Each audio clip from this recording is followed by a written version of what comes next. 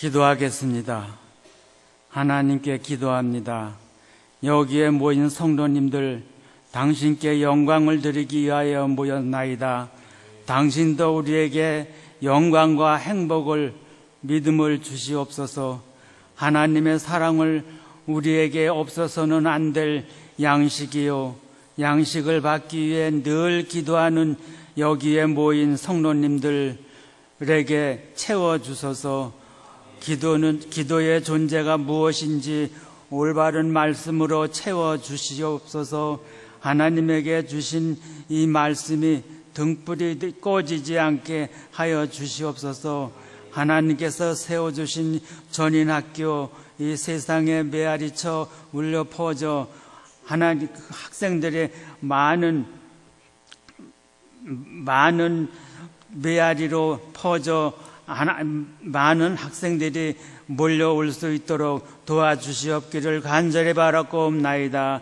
많은 학생들이 이 학교를 위해서 아버지 하나님 기도하고 공부하고 좋은 선생님 앞에서 아버지 하나님 좋은 말씀으로 하나님께 기도하고 배움의 터전이 아버지 하나님 영원히 간직할 수 있도록 도와주시옵기를 간절히 바라고 원하옵나이다.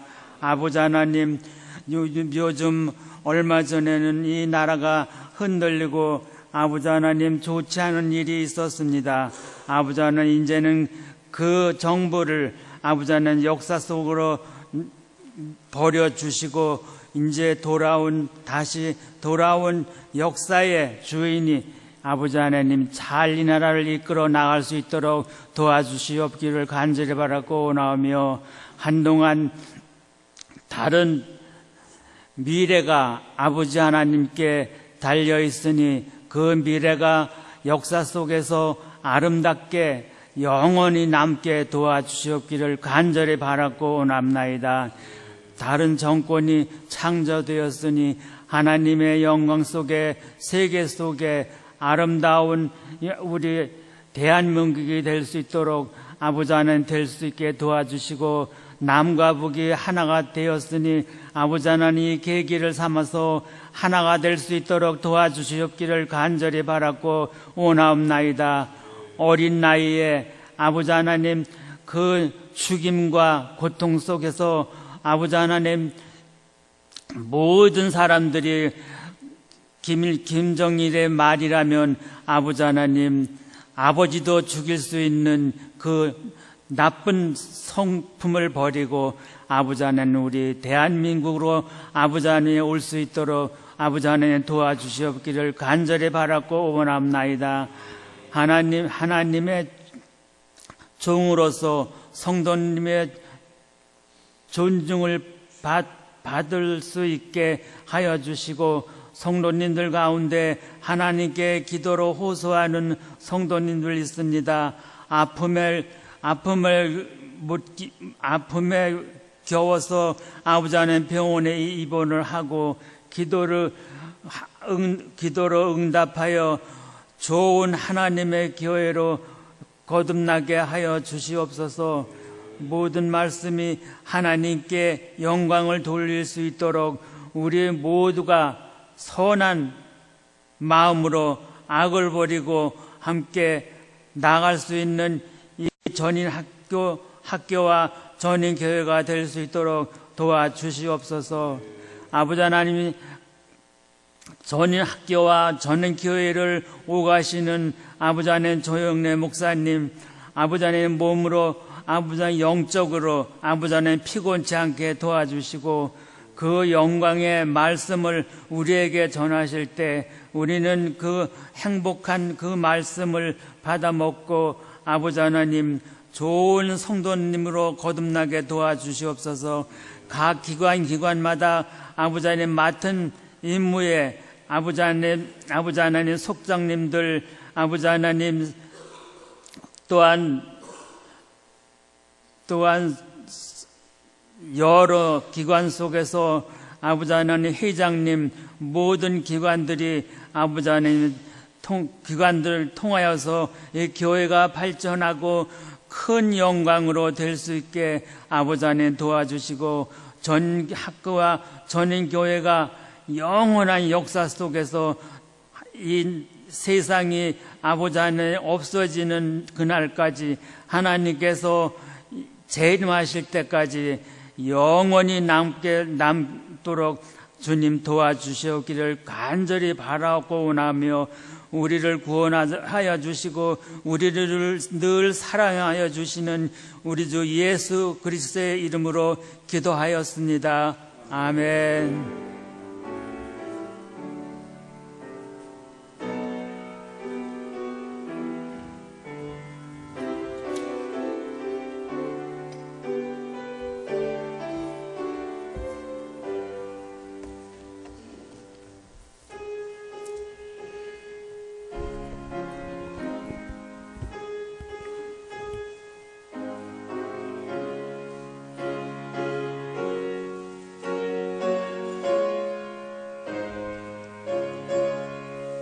내 평생에 가는 길 순탄하여 늘 산산한 강 같은지 큰 폭발로 무섭고 어렵든지 나의 영혼은 늘 편안한 내 영혼 평안해 내 영혼 평안해 저마귀는 우리를 삼키려고 입 벌리고 달려와도 주 예수는 우리의 대장되니 끝내 싸워서 이기리라 내 영혼 평안해 내 영혼 평안해 내 지은 죄 주홍빛 같더라도 주 예수께 나아가며 그 십자가 피로써 다시 세상 있는 보다 더 정하리라 내 영혼 평안해 내 영혼 평안해 저 공중의 구름이 일어나면 큰 나팔이 울릴 때에 주 오셔서 세상을 재판해도 나의 영혼은 겁없으리 내 영혼 평안해 내 영혼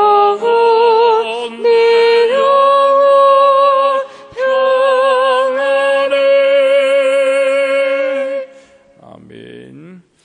오늘 함께 은혜 나누실 말씀 우리 로마서 12장 3절의 말씀 함께 보도록 하겠습니다. 로마서 12장 3절의 말씀입니다.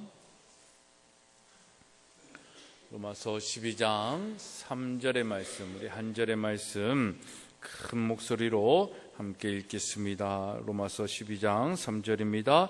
내게 주신 은혜로 말미암아 너희 각 사람에게 말하노니 마땅히 생각할 그 이상의 생각을 품지 말고 오직 하나님께서 각 사람에게 나누어 주신 믿음의 분량대로 지혜롭게 생각하라. 아멘.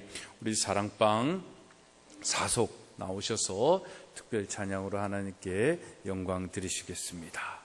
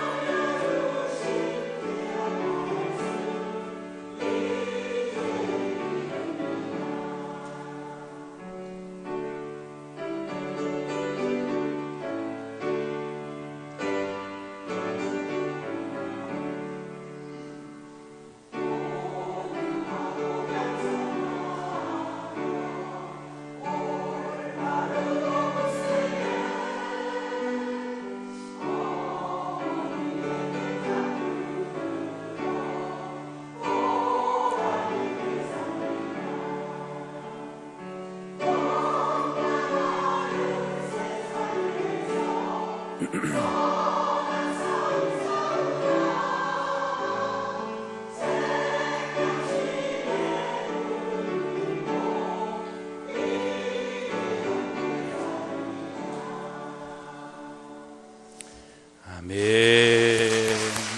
아멘. 우리 사랑방 사속 더욱더 아름다운 모습으로 또 이렇게 모여주시기를 부탁을 드립니다. 기도하겠습니다. 하나님, 오늘도 우리에게 하나님을 알게 하여 주시고 예수 그리스도를 믿으며 구원 얻게 하여 주신 부모님의 사랑, 또 그 복음을 우리에게 뿌려주신 그 누군가의 그 은혜로 인하여 우리가 이 자리에 나와 있습니다.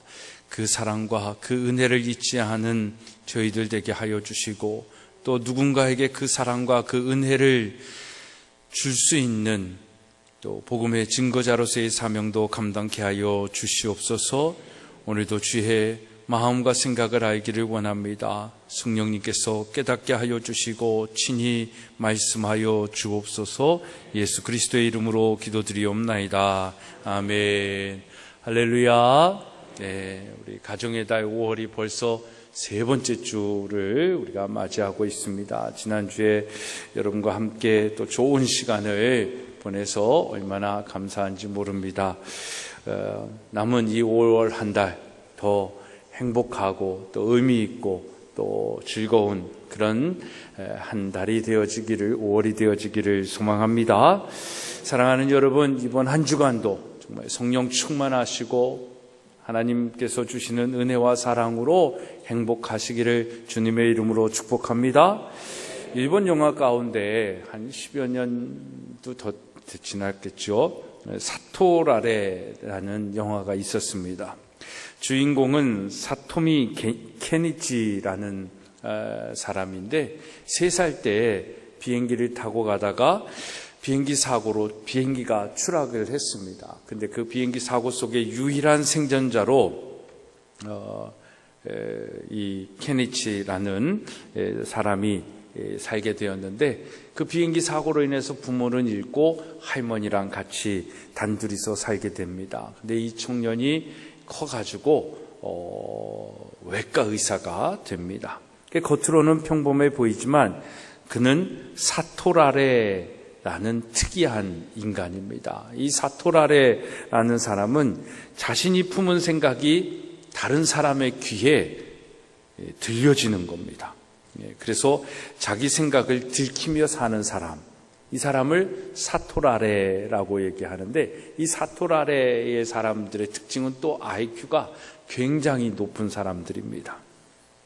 그래서 때와 장소를 가리지 않고 들려오는 그의 마음속 솔직한 생각들에 의하여 사람들은 당황하기도 하고 긴장하기도 하고, 왜냐하면 이 케니치의 마음이 다른 사람들에게 이미 다 들켜지니까, 아이고 저 사람이 그 생각을 했네, 저 사람이 이 생각을 했네, 이걸 다 알게 되니까 그걸로 인해 가지고 막 긴장하게 되고 또 당황스러운 일들도 생각하는 것입니다. 그런데 정작 자기가 생각하는 걸 다른 사람들이 듣고 있다라는 것을 이 케니치는 모르는 겁니다. 그래서 이 사토라레라는 특이함을 가지고 있는 사토미 케니치는 의사로서 수많은 사람들에게 또 사랑을 많이 받게 됩니다. 왜냐하면 케니치가 가지고 있는 그 순수한 생각이 전달이 되는 거예요. 의사로서 환자를 생각하는 마음이 다른 의사들이 생각하는 거하고 특별한 거예요. 긍휼의 마음이 있고 돌봄의 마음이 있고 어떻게든 저 환자를 좀 낫게 해주고 싶다라는 그 마음들이 들려지잖아요, 환자들에게. 그러니까 그 마음을 전달받은 사람, 이 환자들은 얼마나 행복하고 그 긍휼과 애정을 느끼면서 참 케니치를 굉장히 존경하게 되고 또 사랑하게 되었다라는 그 영화의 스토리입니다. 여러분, 오늘 우리가 사토라레라는 이 특이함을 가지고 있어서 우리가 생각한, 우리 마음에 생각한 것들이 지금 누군가에게 들려진다라고 하면 우리는 케니치처럼 사랑을 받을까요? 아니면 뭐 저런 사람이 다 있어? 뭐 이러면서 욕을 먹을까요? 우리의 마음의 생각은 과연 남이 모르는 우리의 마음의 생각, 그 마음은 과연 무엇이냐라는 겁니다. 존 템플턴이라는 사람은 마음에 품은 생각은 밖으로 드러나게 마련이다라고 얘기를 했습니다. 더구나 우리는 하나님 앞에서 우리가 품은 생각은 숨기고 싶어도 숨길 수가 없지 않겠습니까? 그러니까 우리는 모두가 하나님 앞에서 다 사토라레의 특징을 가지고 있는 사람들입니다. 그렇게 하나님 앞에서 우리 모두는 사토라레라고 한다고 한다면 우리의 마음이 순수하고 아름다워 그 생각이 하나님께 나타내서 하나님이 좋아하실 마음인지, 아니면 우리 마음속에 탐욕과 거짓과 죄악의 생각들로 인하여 하나님의 마음을 아프게 할 것인지, 오늘 여러분 안에, 내 안에 있는 생각은 무엇인가 한번 생각해 보게 됩니다. 제가 부모 교육할 때 가장 처음 서론에 항상 동일하게 쓰는 예화가 하나 있습니다. 그건 어느 시간 관리 전문가가 실험한 예화인데, 테이블에 항아리를 꺼내 놓습니다. 그리고 나서는 또 테이블 밑에서 큰 돌을 그 항아리에다가 넣는 겁니다. 그리고 나서는 항아리가 가득 찬 모습을 이 청중들에게 보여줍니다. 그리고 묻습니다. 이 항아리가 가득 찼습니까? 라고 묻습니다. 대부분의 사람들은 가득 찼습니다 라고 대답하겠죠. 그러니까 그 큰 돌이 가득한 이제 그 항아리에다가 또 하나의 바켓을 꺼내가지고 거기에 담겨 있는 작은 자갈들을 또 이렇게 넣어 봅니다. 그리고 흔들어 보니까 그 큰 돌 사이사이에 자갈들이 틈새로 들어가는 겁니다. 그리고 나서 또 묻습니다. 이제 이 항아리가 다 찼습니까? 라고 물어요. 그러니까 사람들이 또 뭐라고 대답하겠어요? 이제 자갈까지 들어갔으니까 다 찼겠지? 다 찼습니다. 라고 얘기하니까 이 강사가 또 하나의 바켓을 꺼내는데 뭘 꺼냅니까? 모래가 담긴 바켓을 꺼냅니다. 그리고 나서는 그 항아리에다 모래를 부어요. 그리고 또 이렇게 흔드니까 모래가 또 틈새 들어갔겠죠. 그리고 나서 또 묻습니다. 이젠 정말 다 찼을까요? 라고 물으니까 이제는 청중들이 제대로 대답을 못한, 또 뭐가 있을까? 라는 생각에. 그러니까 강사가 또 테이블 밑에서 주전자를 꺼내가지고 그 유리 항아리에다가 물을 붓습니다. 그러니까 물이 들어갈까요? 안 들어갈까요? 들어가지요. 그리고 나서 묻습니다. 여러분, 이 실험의 의미가 무엇이라고 생각합니까? 라고 물어요. 그러니까 어느 친구는 시간 관리하니까 시간을 잘 관리해야 됩니다. 짜투리 시간을 잘 관리해야 됩니다. 여가를 잘 활용할 수 있도록 해야 됩니다. 이런 식으로 대답을 하는데, 이 시간 관리 전문가가 이 실험의 의미를 우리에게 이렇게 얘기해 주고 있습니다. 이 큰 돌을 먼저 넣지 않으면, 그러니까 거꾸로 물을 먼저 넣고 모래를 먼저 넣고 자갈을 먼저 넣으면 이 큰 돌을 넣을 수가 없다라고 얘기를 합니다. 우리 인생에 있어서 큰 돌이 중요할 것인데 이 큰 돌을 먼저 담고 우리의 인생에 가득 차야 되는데 이 큰 돌을 먼저 넣지 않고 주변 것들을 먼저 넣고 별로 중요하지 않은 것들, 그렇게 가치로운 것들이 아닌 것들을 먼저 담다 보면 정말 우리 인생에 있어서 가장 중요한 이 큰 돌을 넣지 못할 거다라고 얘기를 합니다. 우리 인생에 있어서 가장 가치 있는 건 뭘까요? 요즘 사람들은 꿈이라고 얘기합니다. 비전이다라고 얘기를 합니다. 또 가치, 목적, 이런 것들도 많이 얘기합니다. 틀린 것은 아니죠. 근데 그런 것들이 우리 인생에 있어서 가장 큰 돌일까? 라는 질문에는 전 아니다라고 대답을 합니다. 그러면 뭐가 우리 인생에 있어서 가장 큰 돌의 의미를 가지고 있는 가장 귀중하고 먼저 넣어야 할 것이냐라는 것입니다. 전 그것이 세계관이다라고 말씀을 드리고 싶습니다. 그래서 이 세계관이라는 걸 우리 신앙적으로 얘기하면 신앙인데 우리 안에 하나님을 향한 마음, 하나님을 향한 그 관점, 이것을 우리 인생의 삶에 먼저 담지 않으면 우리의 인생은 부질없는 것입니다. 우리의 인생은 헛물만 켜는 겁니다. 그러니까 우리의 인생이 불행해진 거예요. 뭔가 돈도 가진 것 같아요. 뭔가 명예도 얻은 것 같아요. 뭔가 권력의 자리에도 올라간 것 같아요. 근데 행복하지 않아요. 근데 뭔가 채워지질 않았어요. 내 인생에 만족이 없어요. 그래서 뭔가 다 가졌음에도 불구하고 허전하니까 더 가지려고 남의 것을 노리고 높은 곳에 올렸는데도 그 자리가 만족이 안 되니까 더 그런 것들을 추구하다가 결국엔 인생을 망치는 그런 사람들을 우리는 종종 보게 되어지는 것입니다. 그러면 이렇게 우리 인생에 있어서 먼저 담아야 할, 가장 먼저 담아야 할 이 세계관, 이 신앙이다라는 것은 무엇으로부터 시작이 되어지냐라는 겁니다. 오늘은 저는 여러분과 오늘 우리가 하는 생각이다라는 것을 한번 같이 생각해 보고 싶습니다.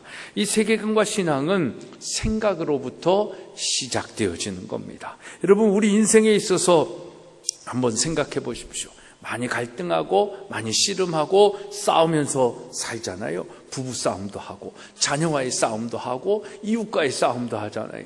그러면 이 싸움과 씨름의 이유는 뭡니까? 그 싸움은 어디에서 비롯되는 걸까요?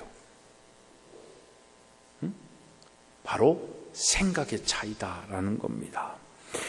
이 세상에 지금 문명으로 인하여 종교 간의 전쟁이 일어나기도 하고 세상이 지금 전쟁의 소문이 들려지는 그런 때가 있고 또 경제적으로 인해서 너무나도 어려운 상황에 있는 데도 있고 정치적으로도 그렇고 이념적으로도 좌우 뭐 이런 것으로 인해 가지고 막 갈등하잖아요. 우리 새로운 대통령이 뽑혀가지고 하여튼 잘하고 있는 것 같아서 그렇지만 대통령 뽑기 전만 해도 그냥 이 이념과의 갈등이 전쟁이 대단했잖아요.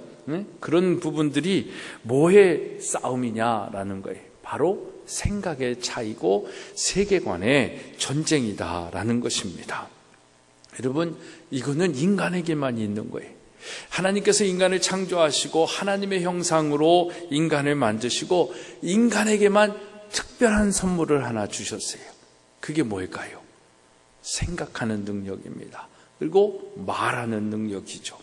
사람이 동물과 다른 점이 있다라면 이 바로 말과 생각이 있다라는 것입니다. 동물에겐 생각하고 말하는 능력이 없습니다. 동물도 생각한다라고 하지만 그들에게는 그 생각으로 형성되어져 있는 문화가 있는 것도 아니고 예술이 있는 것도 아니고 과학이 있는 것도 아니고 뭔가 새로운 것들을 만들어내는 창조가 있는 것이 아닙니다. 그러니까 거기에는 이게 언어가 생각이 있다라고 이야기를 하지 않는 것입니다. 그러니까 고래가 아무리 크고 머리에 지능이 있다라고 얘기를 해도 고래 문명이다라는 것은 없잖아요. 그리고 또 사자가 아무리 동물의 왕이라고 해도 사자가 다스리는 그런 어떤 정치 이런 것들은 없다라는 겁니다. 원숭이가 동물 가운데 영리하다라고 하지만 원숭이가 만들어낸 과학은 없는 겁니다. 원숭이가 과학을 연구하지 못하는 겁니다. 왜 그러냐면 그들에게는 생각과 말이 없다라는 것입니다. 그러나 사람은 생각을 하고 그 생각을 표현할 수 있는 언어적 능력을 가지고 있는 것입니다. 사람을 사람 되게 하는 것, 그것이 바로 생각인 것입니다. 그러니까 오늘 내가 누구다라는 것은 내가 어떤 생각을 하고 있는 것을 통하여 나타나는 것입니다. 생각은 인간이 만물의 영장인 이유다라는 것입니다. 그래서 인간에게 생각은 중요한 것입니다. 우리가 어떤 생각을 하고 살아가는지 이게 얼마나 중요하겠냐라는 것입니다. 그래서 생각이 중요한데 중요한 만큼 어떤 생각을 하고 사느냐 하는 것이 또한 우리 인생에 있어서 중요하다라는 겁니다. 그래서 생각이라는 것을 사전에서 찾아보니까 이렇게 정의를 하고 있습니다.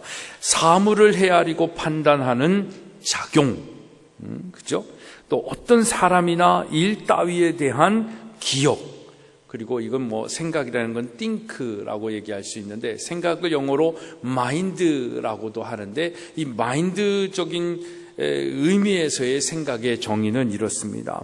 마음과 정신이고 사물에 대한 판단 능력으로서의 머리, 정신, 생각, 사고구조 이렇게 설명하고 있습니다. 그래서 여러분 이 생각을 통해서 여러분들이 이 세상에 있는 여러 가지들을 판단하고 받아들이고 또 정리하게 되어지는 것입니다. 그렇다면 이런 생각은 어떻게 형성되어지는지 한번 생각을 해보고 싶습니다. 사람에게는 인식체계라는 것이 있습니다. 우리의 뇌에는 이 내부 인식체계의 내부 세계가 있고 외부 세계가 있습니다. 그래서 외부 세계에서 정보가 이 내부 세계로 입력이 되어지는 거예요. 그래서 세상에 대한 여러 가지 사건, 사고들, 어떤 팩트, 사실들, 또 하나님께서 지으신 이 창조에 대한 이 생각들, 성경의 말씀들, 이런 것들이 다 우리의 뇌로 인풋이 된다라고 하잖아요. 입력이 된다라고 얘기하잖아요.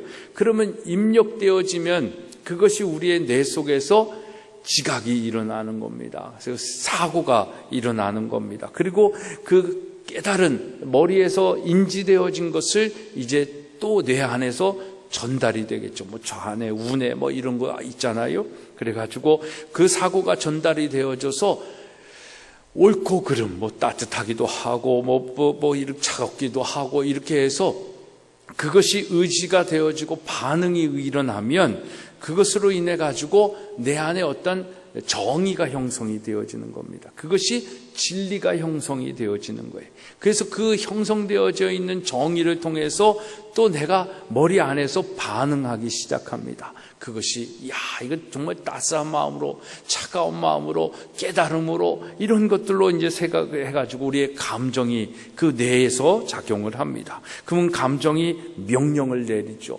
그리고 나서 이제는 사고하는 것이 깨달은 들어온 정보가 이제 내 안에서 정리되어져 있는 생각으로 사고가 형성이 되어지는 겁니다. 그것이 이제 다시 아웃풋이 되면, 다시 바깥으로 출력이 되어지면 그게 뭐가 되는 거예요? 우리의 말과 행동이 되어지는 겁니다. 그래서 이게 사람이 가지고 있는 어떠한 인식에 대한 이 체계를 말하는 것인데, 그래서 사람에게 바른 생각이 입력이 되면 바른 사람이 되는 거고요, 행복한 생각을 넣으면 행복한 생각이 됩니다. 그래서 우리가 뭘 얘기해? 긍정적 사고방식, 적극적 사고방식도 얘기하잖아요. 그래서 긍정의 생각을 가지고 있으면 지금 이 상황과 어떤 상황 속에서도 긍정의 생각을 넣으면 그 안 좋은 상황 속에서도 뭔가 만들어낼 수 있는 긍정적 삶을 살아갈 수 있는 겁니다. 근데 지금의 이 상황 속에서 부정적 생각이 들어가면 될 만한 일도 안 되게 되어지는 거예요. 그걸 뭘 만드냐면 인간의 생각이 그걸 만든다라는 겁니다. 우리는 자칫 우리의 상황과 형편이 우리를 좋게 만들기도 하고 나쁘게 만들다라고 생각을 하지만 그렇지 않아요. 그래서 정말 배고프고 이렇게 잘 못 사는 나라 사람들이 행복 지수는 높잖아요. 그런 것들이, 우리의 행복은 우리의 삶의 형편과 질이 좌우하는 것이 아니라 어떻게 보면 우리의 생각이 좌우한다라고 이야기할 수 있습니다. 그래서 바른 생각을 하려면 바른 지식과 정보를 우리는 입력을 해야 되는 겁니다. 그래서 우리에게 바른 정보를 보고 알고 정리하는 그 관점이 필요한데, 그것을 뭐라고 얘기하냐면 바로 세계관이다 라고 얘기를 합니다. 그래서 세계관이라는 것은 이 세상을 보는 인식의 창입니다. 그러니까 지금 이렇게 뭔가 이렇게 정보가 들어오잖아요. 그러니까 외부에서 정보가 들어오고 내부 세계로 들어가잖아요.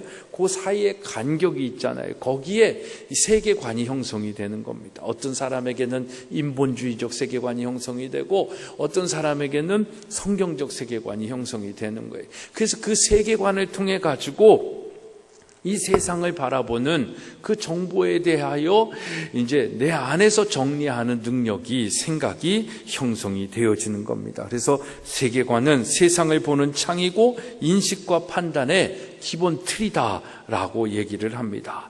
여러분, 우리가 현대 교육과 문화 속에서 형성되는 이 세계관은 대부분이, 아니 거의 100%가 다 인본주의 세계관이다라는 겁니다. 그래서 하나님의 생각을 하는 것이 어려운 세상이 되었어요.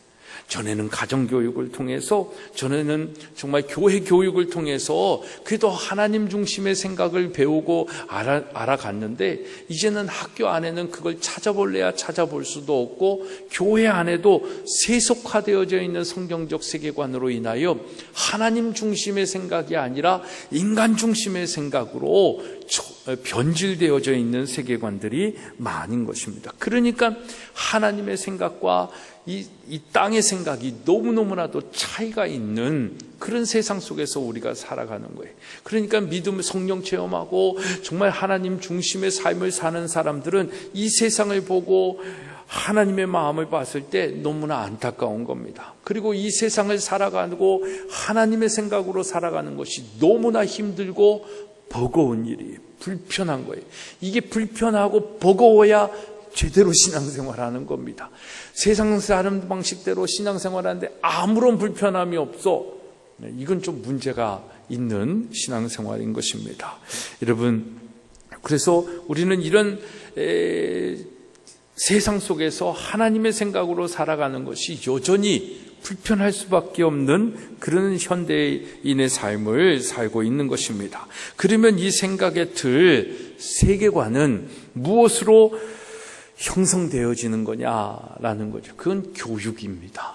이제 교육은 뭐 그냥 학교 교육만을 하는 것이 아니라 우리가 듣고 보고 경험하는 가정에서의 교육, 교회에서의 교육, 또 뭐 이웃 간의 관계 속에서의 교육, 학교 교육, 하여튼 모든 이 교육에서 시작이 되는데, 이 교육은 그러면 무엇을 통해 또 전달이 되어지는 겁니까? 들음을 통해서 전달이 되어지는 겁니다. 이 들음을 통해 생각이 형성이 되고 그것이 체계화되면서 신념이 생기고 사상이 형성되고 철학이 만들어지는 것입니다. 그래서 기독교적 표현으로 얘기하면 믿음이 형성이 되어지는 겁니다. 그 체계화된 인식의 창이 바로 세계관이다라고 얘기합니다. 그래서 세계관이란 세계와 삶에 대한 전제들로서 체계적인 성격을 가지며 모든 인간 활동의 헌신과 방향을 결정하는 관점, 생각이다라는 겁니다. 그러니까 이것을 통해서 여러분들의 행동 반경이 나오는 거고 선택에 결정되어지는 것이 되어지는 겁니다. 그래서 이것이 얼마나 우리의 생각이 얼마나 중요하다라는 것을 깨닫게 되는 거죠. 그래서 무엇을 듣고 사느냐 하는 것, 이것이 너무나도 중요한 것입니다. 어떤 내용으로 교육을 받고 살고 있느냐 하는 것, 이것이 너무나도 중요한 겁니다. 그래서 무엇보다도 그래서 어려서부터의 교육이 중요하다라고 얘기하잖아요. 그러니까 유대인들을 우리가 뭐 대단한 민족이다라고 얘기하고 뭐 노벨상도 제일 많이 받고 지금 이 세계의 모든 경제와 군사를 손아귀에 쥐고 있는 민족이 이 유대인이다라고 얘기하잖아요. 그 유대인들의 교육은 철저하게 성경 중심이라고 얘기하긴 좀 그렇고 여호와 중심의 그 생각을 가지고 살아가고 있는 겁니다. 그렇게 교육을 하는 거예요. 그러니까 거기에는 세대 간의 갈등이 없습니다. 3대가 같이 살아도 할아버지 문화와 자녀의 문화가, 손주의 문화가 차이가 없어요. 그러니까 경쟁력이 있는 겁니다. 그래서 로마서 10장 17절의 말씀을 보면 그러므로 믿음은 들음에서 나며 들음은 그리스도의 말씀으로 말미암는다라고 얘기합니다. 들음은 어디로부터 공급되어야 된다고 성경은 얘기합니까? 하나님의 말씀, 성경이다라는 겁니다. 그래서 모든 교육의 시작은 성경의 말씀을 들으면서 시작하는 것입니다. 그런데 오늘날 여러분 아이들 보십시오. 태어나면서부터 뭘 먼저 듣고 뭘 먼저 보고 있는 겁니까? 스마트폰이죠. 아주 뽀로로 뽀통령이 아이들에게 있어서는 가장 큰 영향력입니다. 그것만 있으면 조용해지잖아요. 그러니까 근데 우리가 그것이 부모들이 얼마나 편해요. 그러니까 뭐 저도 식당에 가서 보면 시끄러운 애들을 보면 좀 불편하기도 하지만 또 그 불편함을 부모들이 없게 하기 위해서 내미는 게 뭐예요? 다 스마트폰입니다. 그거 하나면 밥 안 먹고 그냥 그것만 봐도 해결이 된다라고 생각을 하니까. 그러니까 어딜 가도 부모가 자녀를 생각을 가르치고 이런 데서는 그렇게 떠들면 안 되는 거야? 가르치는 것이 아니라 그냥 폰 하나 주고 생각을 들려주는 것이 아니라 그거 보고 그냥 끝내는 거예요. 그러니까 생각하는 능력이 없어지는 겁니다. 여러분, 현대 교육의 문제점은 거기에 있는 거예요. 생각하는 능력을 상실케 한다라는 것입니다. 요즘 교육도 스마트 교육, 미디어 교육 해가지고 다 보여지는 거예요. 그러니까 들음을 통해 가지고 생각해야 되는데 보는 것은 여러분도 아시겠지만 보는 것은 그 보는 순간 다 잊어버리는 게 90% 이상입니다. 근데 들음은 듣고 생각하는 것은 남는 거죠. 그리고 나중에 또 들려지는 거고. 그래서 더 그 들음은 책을 통해서 스스로 눈으로 읽고 생각하고 듣는 그 들음을 이야기하는 겁니다. 그래서 정말 이 교육의 기초는 신앙교육이고 학습의 기초는 독서다라고 얘기하는 것이 참 얼마나 근거 있는 말인가라는 생각을 하게 되어집니다. 게다가 우리가 다녔던 이 일반 학교들, 공교육은 그 교육 철학 자체가 한 아이에게 집중되어져 있지 않습니다. 공교육은 그냥 공장에서 물건 찍어내듯이 그냥 국가가 원하는 사람으로 만들어내는 것에 목표가 있지, 그 아이의 성장, 그 아이의 어떤 가치, 그 아이의 자존심, 이런 거에 관심이 없어요. 그러니까 그냥 몰아놓고 그냥 되어지는 것, 그냥 자기의 진도만 나가고 뭐만 하면 된다라고 생각을 하는 겁니다. 그러니까 아이들이 행복하지 못하는 겁니다. 그래서 그런 공교육을 문제 삼는 사람들이 대안적으로 얘기하는 것이 인성교육을 해야 된다, 창의교육을 해야 된다. 요즘은 창의 인성교육이 대세거든요.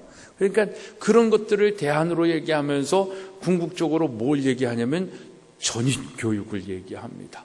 그러니까 우리가 말하는 전인교육하고는 조금 다르지만 결국 그들도 온전한 사람을 키우는 것을 교육의 가장 큰 가치로 삼고 있지만 그 가치가 현장에서 이루어지지는 않는 거예요. 그러니까 교육의 문제들이 많이 일어나는 겁니다. 그래서 인문학이 요즘 다시 제대로되고 책 읽기를 부응하는데, 근데 이런 현실들이 왜 일어나냐라는 것이죠. 그것은 바로 생각의 싸움이다라는 겁니다.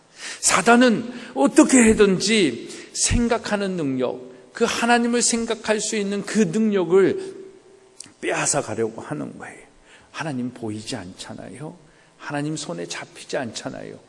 이걸 보고 이걸 터치함을 통해야 그게 팩트고 그것이 진리가 되어진다, 진리다라고 하는 이 세상 속에 눈에 보이지 않고 손에 잡히지 않는 하나님을 어떻게 믿을 수 있겠어요? 그러니까 그것을 믿을 수 있는 건 생각의 능력이거든요. 생각을 할 때 하나님이 말씀을 읽고 생각을 하고 그 말씀을 듣고 그 들음을 통하여 생각하고, 생각할 때 하나님이 주시는 그 마음을 통해서 믿음이라는 것이 생기는 것인데, 그 생각할 능력을 다 빼앗아 가는 겁니다. 이게 사단의 오늘 현대 사회를 향한 전략이다라는 겁니다. 그래서 어떻게든 인간에게서 하나님의 생각을 빼앗아 가는 것, 그리고 그 빼앗은 자리에 누구의 생각을 넣는 거예요? 사단의 생각을 넣는 겁니다. 더 나아가 듣는 것이 아니라 보는 것으로 판단하게 만드는 세상을 사단은 만들어 가고 있는 겁니다. 하나님의 말씀을 듣고 생각하는 것이 아니라 사단의 말을 듣고 보는 대로 판단하고 행동하니까 하나님에게서 점점 멀어질 수밖에 없는 우리의 삶이 되는 것입니다. 이것이 우리가 믿음 안에서 갈등하고 씨름하고 있는 이유예요. 우리 인생의 갈등은 다 여기서 비롯되는 겁니다. 근데 이것을 현대인들, 오늘을 사는 우리들만 갖고 있었냐? 아닙니다. 바울도 이게 있었어요. 바울도 성령 체험했잖아요. 다메섹 도상에서 예수님 만나고 삶이 변화되었잖아요. 그리고 나서 자기가 가지고 있는 모든 지식을 배설물로 여기고 오직 하나님을 아는 지식을 고상하게 여기면서 그 하나님의 생각을 가지고 살기로 결단한 사람이잖아요. 그리고 선교의 현장에 가서 그 수많은 위협과 고난을 당하면서도 여전히 포기하지 아니하고 하나님의 말씀을 증거한 사람이잖아요. 그럼에도 불구하고 바울은 로마서 7장에서 뭐하라고 고백하고 있어요. 내가 마음으로는 하나님의 법을, 육신으로는 죄의 법을 따른다. 오라 나는 곤고한 사람이로다. 누가 나의 사망에 나를 사망에서 건져내랴 라고 얘기하고, 그 결론으로 예수 그리스도가 나를 건져낼 자다라고 고백을 하는 겁니다. 바울도 고민을 하고, 바울도 이걸로 인하여 내적인 싸움이 얼마나 자기에게 많았는지를 우리가 안다면, 우리 안에 내적인 싸움이 지금 없다라는 것은 뭘 의미하는지, 또 싸움을 하고 있다면 우리가 어떻게 이것을 이겨야 되고 어떻게 더 하나님을 추구하는 삶을 살아야 되는지 생각하며 살아갈 수 있는 그 시간이 오늘 우리의 시간이 되어지기를 간절히 소망합니다. 우리의 씨름은 내 안에 있는 두 가지의 생각의 싸움인 것입니다. 로마서 8장 6절로 7절의 말씀을 보면, 육신의 생각은 사망이요 영의 생각은 생명과 평안이니라. 육신의 생각은 하나님과 원수가 되나니 이는 하나님의 법에 굴복하지 아니할 뿐 아니라 할 수도 없다라고 얘기합니다. 우린 육신의 생각이 있지요. 우리 육신의 생각은 뭐 어떤 육체적 요구만을 얘기하는 것이 아니라 편하고 싶고 또 이렇게 그런 마음들이 있잖아요.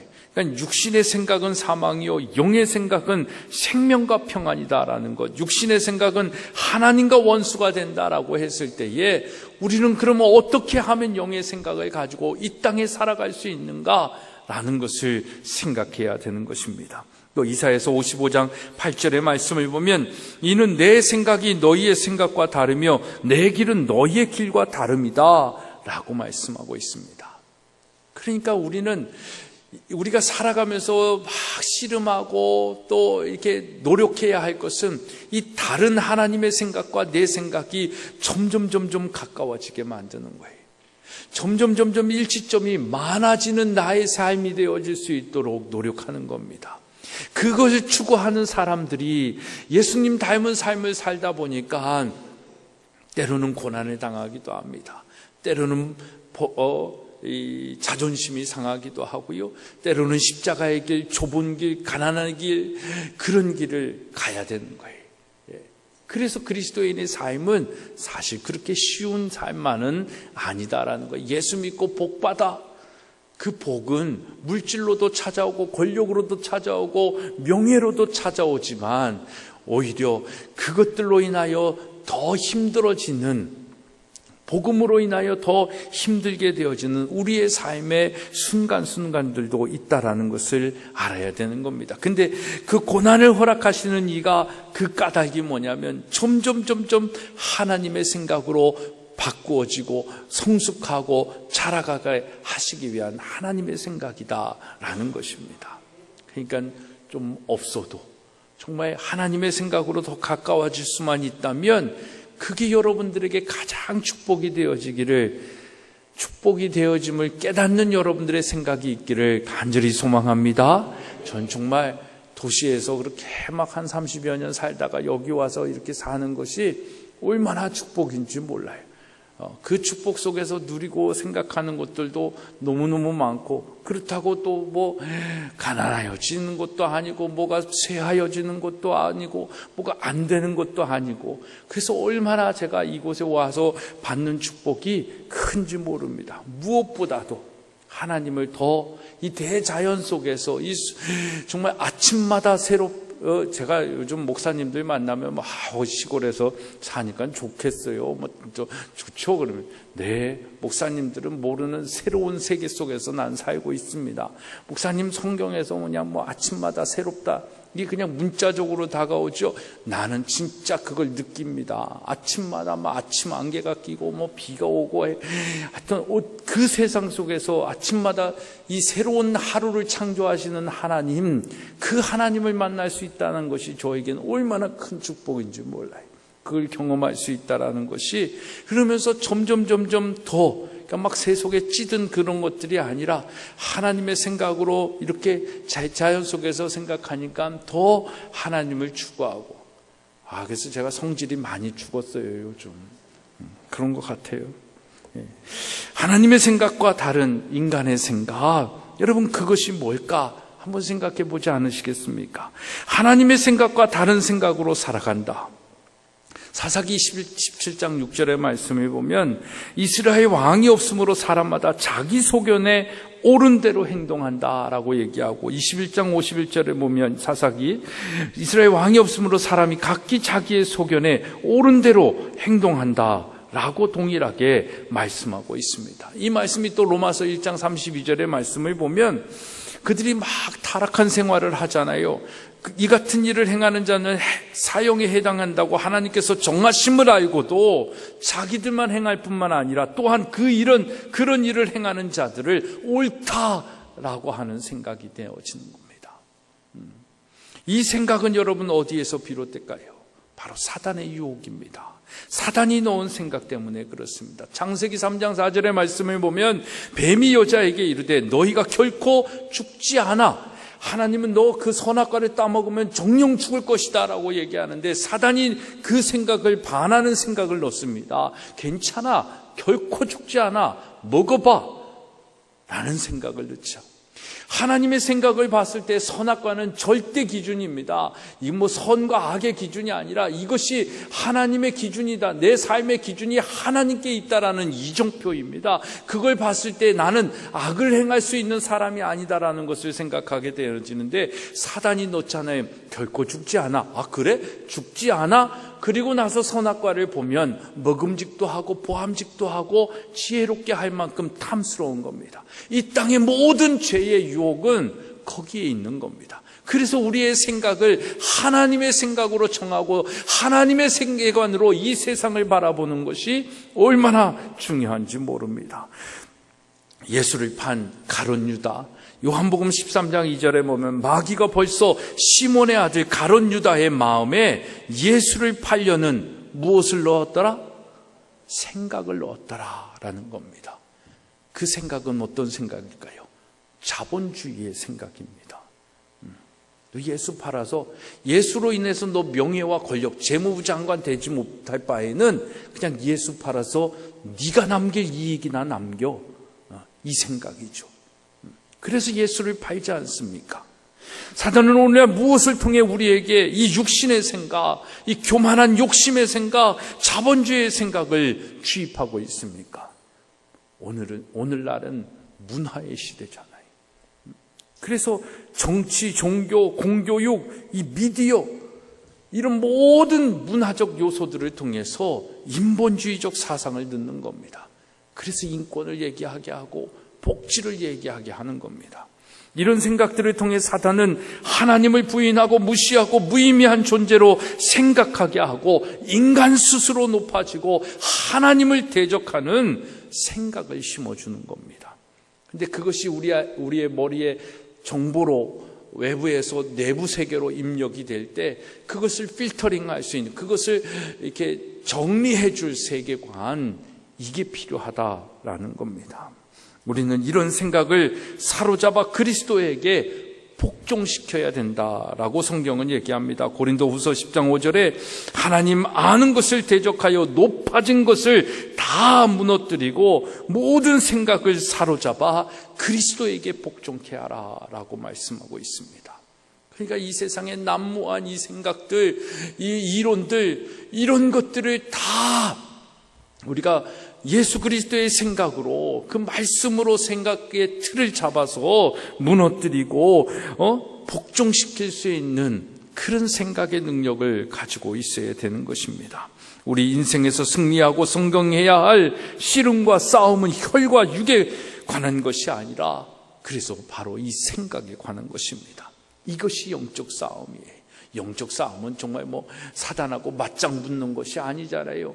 내가 생각을 통해서 사단의 것을 선택하느냐 하나님의 것을 선택하느냐, 하나님의 것을 선택하면 영적인 승리하는 것이고 사단의 것을 선택하면 죄의 자리에 서고 실패하는 거고 영적 싸움에서 지는 겁니다. 우리는 이 싸움에서 승리하기 위해 그래서 복음을 알아야 한다라고 얘기합니다. 복음은 무엇입니까? 예수 그리스도이십니다. 예수 그리스도가 굿뉴스인 이유는 바로 이 영적 싸움에서 승리할 모든 권세와 능력을 우리에게 주셨기 때문입니다. 예수 그리스도가 이 땅에 오신 이유가 뭡니까? 죄에 얽매여서 죄의 자녀로 살고 있고 죄의 노예가 되어져 있는 우리를 자유케 하심이잖아요. 그러니까 육체적으로 우리는 율법을 따르지만 그 율법이 우리를 자유케 하지 못하니까 예수 그리스도가 이 땅에 오시고 그 예수 그리스도를 믿음을 통해서 그 진리가 우리를 자유케 한 것 아닙니까? 그 자유함을 주시기 위하여 예수는 이 땅에 오셔서 고난을 당하시고 십자가에 달려 죽으셨습니다. 그 죽음으로 끝나면 예수 그리스도도 죄의 권세를 이기지 못하신 거예요. 그러나 거기에 머물지 아니하시고 예수 그리스도는 사흘 만에 부활하시지 않습니까? 죽음의 권세를 이기시고 우리에게 사망 권세로부터 승리를 선언하시는 거예요. 그래서 십자가에서 has done 하잖아요. 다 이루었다. 그게 현재 그 과거 완료형으로 쓰여지는 것이 아니라 문법적으로 봐도 현재 완료로 우리에게도 여전히 그 승리가 보장이 되어지는 그 완벽한 승리를 우리에게 주시는 것입니다. 그래서 그 요한복음 16장 33절에 보면 이것을 너희에게 이르는 것은 너희로 내 안에서 평안을 누리게 하려 함이라. 세상에서는 너희가 환난을 당하나 담대하라, 내가 세상을 이겼다 라고 선언을 하시는 겁니다. 아멘 하십니까? 여러분, 이 선언을 여러분들이 아멘하고 믿는다면 이제 더 이상 우리는 패배자로 살아서는 안 되는 겁니다. 이 승리를 누릴 줄 알아야 되죠. 그 승리를 누리는 방법은 뭡니까? 예수의 생각을 갖는 겁니다. 하나님이 나를 향한 생각이 뭔지를 알아야 돼요. 예레미야 29장 11절의 말씀은 너희를 향한 나의 생각은 재앙이 아니다 라고 얘기합니다. 평안이다 라고 얘기를 합니다. 여러분, 그렇다라고 얘기하면 우리가 이 땅에서 재앙을 가지고 사는 것이 아니라 미래의 희망을 가지고 평안을 가지고 살아야 될 이유가 여기에 있지 않겠냐라는 겁니다. 그러하기에 우리는 하나님의 생각을 알고 믿고 살아야 합니다. 그래서 하나님의 생각으로 교육하고 가르쳐 지키게 하는 것이 예수님이 우리에게 주신 지상명령이잖아요. 유언이잖아요. 그것을 위해서 사는 거예요. 다른 건 몰라도 누구를 향해서는, 내 자녀를 향해서만큼은 그 사명 감당하라는 거예요. 이 세상에 다른 사람 몰라도 요 생명만큼은 당신들이 책임져야 돼. 엄마가 책임져야 돼. 아빠가 책임져야 돼. 근데 요즘은 그것도 책임지지 못하는 세상이 되었다라고 얘기할 수 있지 않겠습니까? 여러분, 이 부모의 사명을 감당하기 위해 우리는 무엇을 해야 되냐? 하나님의 생각을 갖는 겁니다. 그 하나님의 생각을 갖기 위해서 성경을 알아야 되는 겁니다. 그래서 성경은 우리에게 말합니다. 위의 것을 생각하고 땅의 것을 생각하지 말라. 히브리서 12장 1절에 믿음의 주요 온전케 하신 이인 예수를 바라보면서 살라라고 얘기를 합니다. 이럴 때 우리는 하나님의 생각을 알 수 있고 할 수 있는 것입니다. 오늘 본문의 말씀도 보면 내게 주신 은혜로 말미암아 너희 각 사람에게 말하노니 마땅히 생각할 그 이상의 생각을 품지 말고 오직 하나님께서 각 사람에게 나누어 주신 믿음의 분량대로 지혜롭게 생각하라. 여러분, 우리가 살아가면서 해야 할 마땅히 생각할 생각, 그것은 뭘까요? 뭐 많이 얘기할 수 있겠지만 저는 요즘 아이들에게도 얘기할 때 이렇게 얘기합니다. 조물주는 조물주답게, 피조물은 피조물답게. 한번 따라해 볼까요? 조물주는 조물주답게, 피조물은 피조물답게. 그렇게 답게 생각하는 게 바로 하고 싶은 일은 하나님만 하시는 거고 인간은 할 수 있는 일만 한다라는 겁니다. 하고 싶은 일은 피조물이 하는 일이 아니에요. 하고 싶은 일은 창조주, 이 세상을 만드시는 이만 하시는 겁니다. 그 만드시는 이가 이 세상을 만드시면서 너에게 맡겨진 일은 이거야. 너는 이걸 좀 감당해줘. 너는 이걸 통해서 내가 만들고자 하는 이 땅의 것을 좀 해줘. 이걸 말씀하시는 거거든요. 근데 이게 거꾸로 되는 거예요. 피조물이 피조물답게 할 수 있는 일을 하면서 사는 것이 아니라 지 하고 싶은 대로, 지 멋대로, 지 생각대로 이 세상을 다 만들려고 하는 겁니다. 그러니까 세상이 이렇게 오합지졸 같은 세상이 되고 어지러운 세상이 되고 죄악이 관영한 세상이 되는 것입니다. 그래서 오늘 말씀 뭐라고 얘기합니까? 마땅히 생각할 그 이상의 생각을 하지 말라라는 겁니다. 그 이상의 생각은 뭡니까? 교만의 마음입니다. 욕심의 마음입니다. 사단은 창조 이후 이 마음을, 인간의 생각을 심으려고, 이 인간에게 이 생각을 교만과 욕심, 그리고 그 욕심이 잉태하여 죄를 낳고 죄가 상성한 즉 사망에 이르는 그 생각, 그걸 만들려고 위하여 이 생각을 여전히 주입하는 거예요. 전에는 약했어요. 근데 시대가 바뀌니까 그 방법도 치열합니다. 얼마나 사단이 머리가 좋은지 정말 상상을 초월하는 일들이 이 세상에서 이루어지는 거예요. 그러니까 우리가 성경적 세계관으로 이 세상을 바라보지 못하면 이게 진리인지 비진리인지, 이게 하나님의 생각인지 사단의 생각인지, 분명 사단의 생각인데 하나님의 생각처럼 사는 사람이 있고 분명히 하나님의 생각인데 그걸 거부하며 사는 사람들도 있는 겁니다. 이게 오늘날 우리의 현실이죠. 아픔입니다.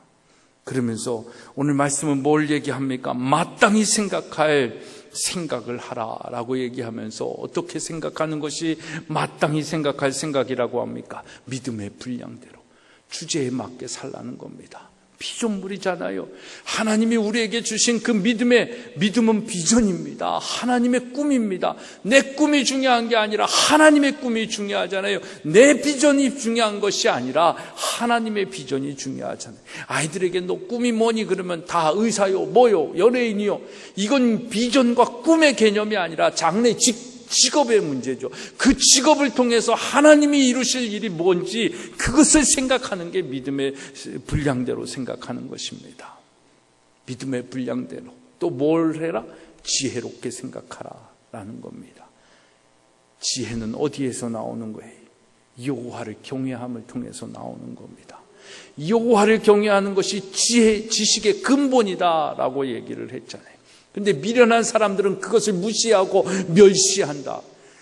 이 시대는 여호와를 경외하는 것을 무시하고 멸시하는 세상이 되어버렸어요. 그러니까 막 가는 세상이 되는 겁니다. 그래서 풍요 속에서 메마름을 타는 거예요. 빈익빈 부익빈이 나오고 정말 인간이 살기 좋은 이 아름다운 문명의 이기들이 있으면서도 가장 힘든 세상을 살고 있잖아요. 어느 나라를 봐도 지금 정치가 제대로 된 나라가 없죠. 경제가 제대로 된 나라가 없죠. 문화가 제대로 된 나라가 없습니다. 세계 뉴스를 한번 보세요. 다 한국하고 비스무리해요. 조금씩은 다르지만. 미국도 그렇죠. 필리핀, 중국, 일본 다 그렇습니다. 이게 지금 예수님이 정말 언제 오실지 모르는 그런 세상이 되지 않았나라는 생각이 되어집니다. 그 이유가 뭡니까? 여호와를 경외하지 않아서 그래요. 그거는 흔히 그냥 예배 잘 드리라 이게 아니라 우리의 삶의 주권이 하나님에게 있음을 고백하면서 사는 삶을 얘기합니다. 내 모든 물질에, 내 모든 시간에, 내 모든 공간에, 내 모든 삶의 주권은 하나님에게 있는 거예요. 그것을 인정하고 하나님의 생각에 맞춰서 살려고 발버둥 치는 사람, 그 사람이 여호와를 경외하는 사람입니다. 그것이 지혜롭게 산다라는 것입니다. 그래서 오늘 말씀 위에 있는 말씀을 보면 이 세대를 본받지 말고 마음을 새롭게 함으로 변화를 받아 하나님의 선하시고 기뻐하시고 온전하신 뜻이 무엇인지 분별해라 라고 얘기를 하는 겁니다. 이 분별의 능력, 이것이 바로 성경적 세계관의 능력이다라는 겁니다. 이 생각을 가지고 우리가 살아가야 이 악한 세대 속에서 정말 뭔가 악함이 드러나는 그런 일들은 별로 없어요. 근데 미온적인 아주 미지근함 속에서 죄인 듯 아닌 듯 분별하기가 쉽지 않은 세상 속에서 더 극악한 타락한 현실들, 예를 들면 인권이라는 것 속에서 동성애가 인정이 되고 차별법이 인정이 되어지면서 그 가장 추악한 것들이 스물스물 세상 속에 들어오는 거예요. 여러분들의 자녀 속에서 동성애자가 나올지도 모르는 거예요. 누구도 장담하지 못하는 거예요. 그게 세대의 문화이기 때문에. 그거 안 하면 그걸 무시하고 그걸 죄다라고 얘기하면 아유 저 인간 꼴통 이렇게 되는 세상이 되는 거예요. 유행 따라서라도 할 수 있는 게 되어버리는 거예요. 이게 지금 오늘 세상이다라는 겁니다. 거기까지는 제가 더 나가지는 않겠지만, 그래서 우리에게 제가 요즘 그러면 이걸 바꿔놓을 수 있는 게 뭐냐? 바로 생각이다라는 겁니다. 어떤 생각을 가지고 우리가 살아가느냐? 어떤 관점에서 이 세상을 바라보고 선택하고 결정하느냐? 이게 우리의 인생을 좌우하는 겁니다. 그 생각이 천국으로 향하게 만들기도 하고 지옥을 향하게 만드는 겁니다. 그러니 이 생각이 얼마나 중요해요. 이 생각, 하나님이 오늘 우리에게 주시는 이 생각, 이 믿음의 사고방식, 여러분 이 생각을 가지고 우리가 오늘 이 세상 속에서 어떻게 살아갈 수 있을까? 고민해봐야 되지 않겠습니까? 기도해야 되지 않겠습니까? 그러나 우리에겐 소망이 있습니다. 마땅히 생각할 생각만 해도 우린 경쟁력이 있어요. 우리는 소망이 있고 능력이 있는 겁니다. 정말 마땅히 생각할 생각, 믿음의 분량대로 지혜롭게 생각하는 이 믿음의 사고방식만 있어도 우리는 승리하는 삶을 살게 될 줄로 믿습니다. 왜냐하면 예수 그리스도가 이미 다 우리에게 승리를 약속해 주셨고 이루셨기 때문인 겁니다. 그것을 누릴 수 있는 생각, 그 믿음, 그것이 저와 여러분과 우리의 자녀들에게 있기를 주님의 이름으로 축복합니다. 기도하시겠습니다. 하나님, 오늘 우리에게 생각하는 능력을 축복으로 주셨는데 그 능력을 상실케 되어 정말 어떤 것이 하나님의 생각인지 사단의 생각인지 분별할 줄도 모르는 그런 시대에 우리가 봉착해 있습니다. 이럴 때일수록 더 예수 그리스도의 복음을 알게 하여 주시고 그 예수 그리스도께 복종된 우리의 생각이 되게 하여 주셔서 이 악한 세대 속에서도 바알에게 절하지 않은 7,000명과 같이 기도원의 300용사 같이 이 시대를 변화시키고 이 시대를 하나님의 나라로 만들어갈 거룩한 하나님의 군사들이 이곳에서 일어나게 하여 주시옵소서. 오늘도 우리 전인교회를 그런 하나님의 교회로 삼아주신 줄로 믿습니다. 우리를 더욱더 사용하여 주시고 부흥케 하여 주시고 하나님 나라 이루게 하여 주시옵소서. 예수 그리스도의 이름으로 기도드리옵나이다. 아멘.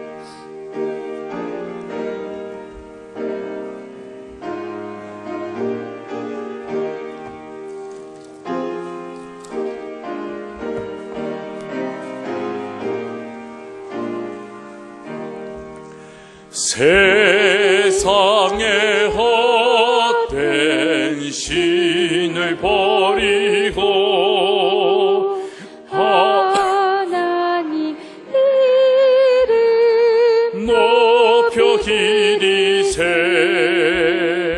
온 천하 백성 모두 나와서 하나님만 섬기세 세상에 헛된 우상 버리고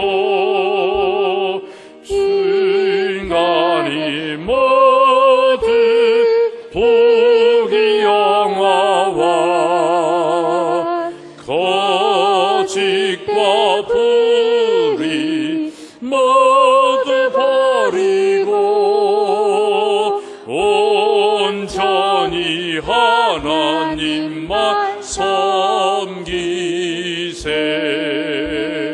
주님의 백성 서로 헤아려 시기와 미움 아주 버리고 하나님만을 홀로 섬기는 천국을 어서 이루어 주소서.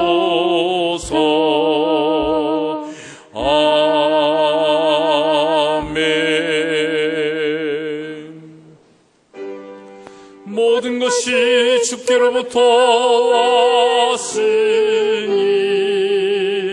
이 예물을 주께 드리나이다.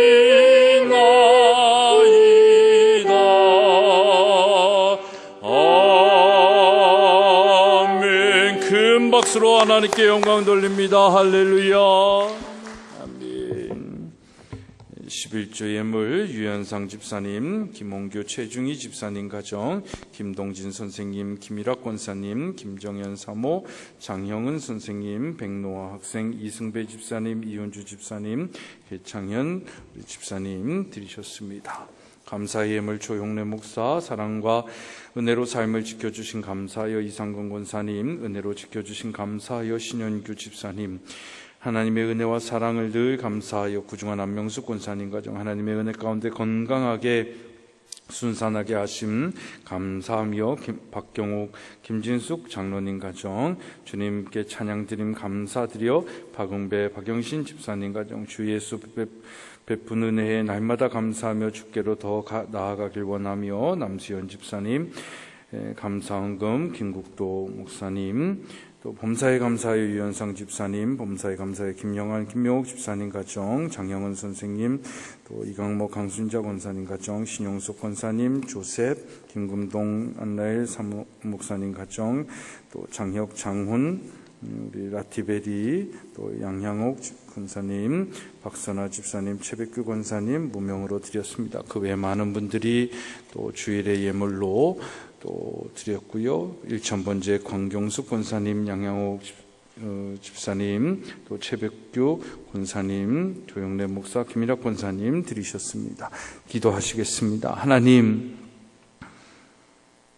오늘도 우리에게 깨닫게 하여 주시는 능력을 주셔서 하나님의 마음과 생각으로 이곳에 나와 예배하게 하여 주심을 감사를 드립니다.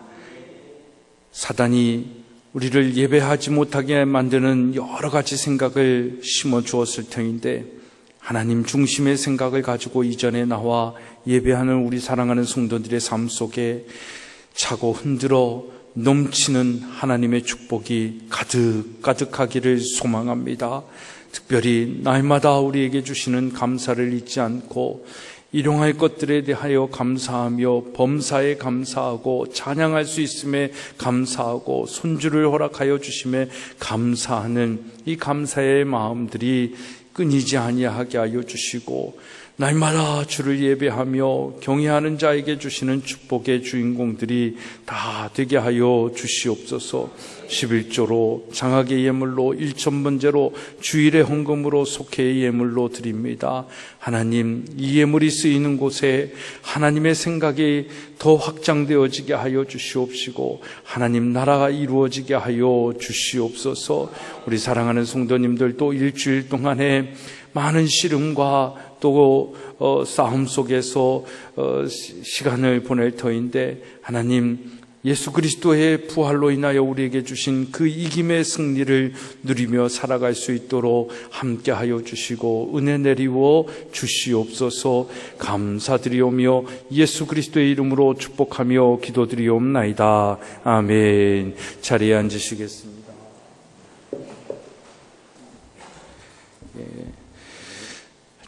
5월 한 달 여러분들 정말 하나님의 은혜 가운데 행복한 시간들을 잘 보내시고 무엇보다도 부활 이후에 또 우리가 성령의 임재를 또 기다리는 또 기념하는 그런 시간을 보내고 있는데 올해 우리가 성령 충만해야 할 성령의 또 임재가 우리 각 사람에게 필요합니다.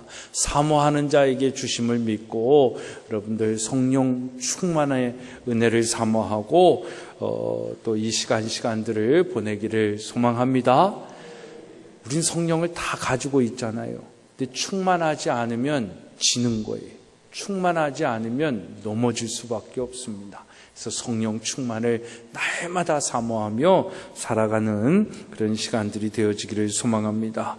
지난주 우리 전교인 야유에 함께해 주신 모든 성도님들께 감사를 드리고 특별히 우리 유현상 집사님 또 최백규 권사님 많은 것들로 이렇게 수고하고 또 생각하고 또 우리 김영환 집사님 또 운전으로 섬겨주시고 다 했는데 너무나도 감사를 드립니다. 우리 함께 하신 분들, 수고하신 분들 감사하며 박수하겠습니다. 애찬 후 각 선교회별로 올해 모여주시기를 바라고요. 모이기에 힘쓰는 우리 선교회 되어주시기를 부탁을 드립니다. 너무나도 기쁘고 축하할 일입니다. 우리 박경욱 장로님, 김진숙 권사님, 첫째 아들 우리 박영구 또 김지은 가정에 그렇게 기도하고 기대했는데 하여튼 며칠 전에 엊그제 출산을 아들을 드디어 장손을 보셨습니다. 장손인가? 그렇죠? 네. 나이는 어려도 하여튼 너무나도 기도하심으로 기다렸고, 또 아이보다도 그 가정의 행복과 또 온전함을 위해서 기도해 주셨던 그 부모님의 마음을 제가 알고 있습니다. 너무나도 감사한데, 하여튼 우리 그 손자가 이제 잘 자랄 수 있도록 여러분들 축하해 주시고 기도해 주시기를 부탁을 드립니다. 그것에 감사하여 오늘 점심을 준비하셨습니다. 기쁜 마음으로 또 나누시기를 바랍니다. 이제 다 같이 일어나셔서 우리 폐에 찬양하시고 축도함으로 오늘 예배 모두 마치도록 하겠습니다.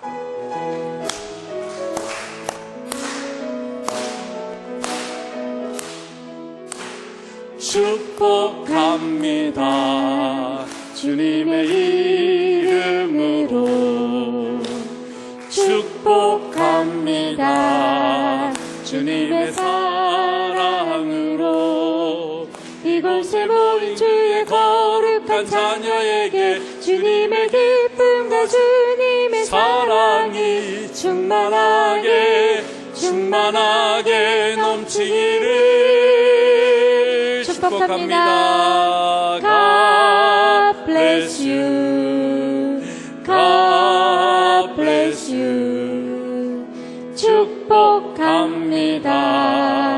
주님의 사랑으로.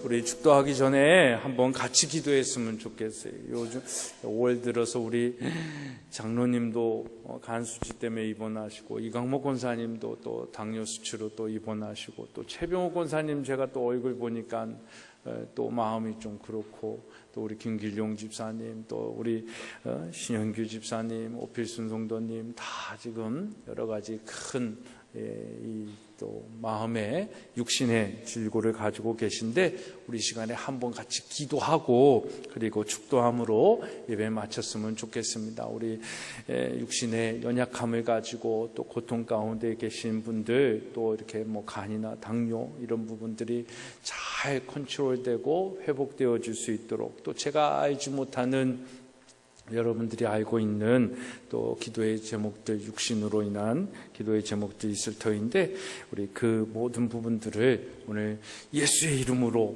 치유받을 분들 치유받고 회복해야 되고, 또 건강하실 분들 건강을 위해서 우리 주여 3번 부르짖고 함께 기도하겠습니다.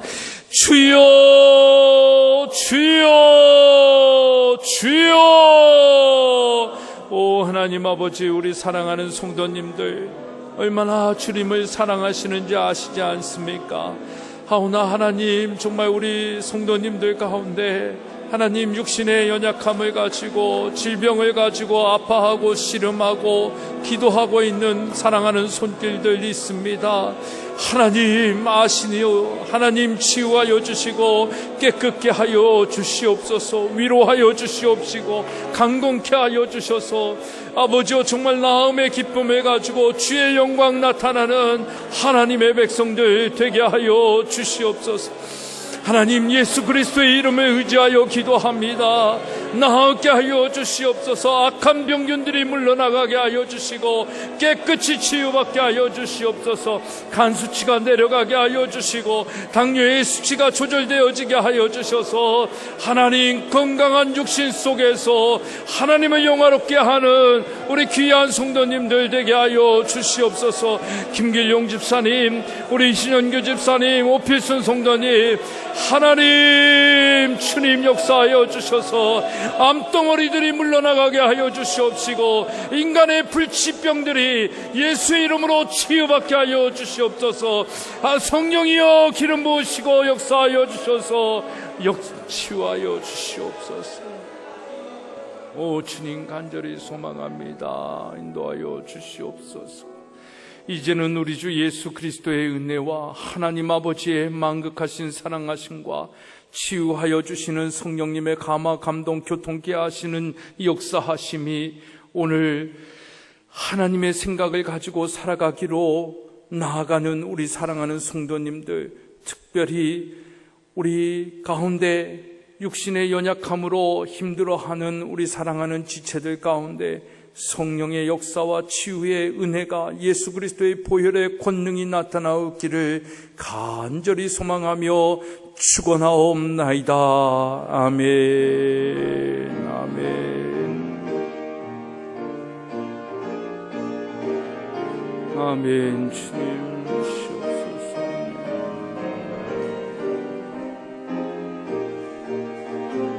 아멘. 이상으로 주일날 예배를 모두 마치겠습니다. 다 내려가서 함께 식탁으로 나누기 바랍니다.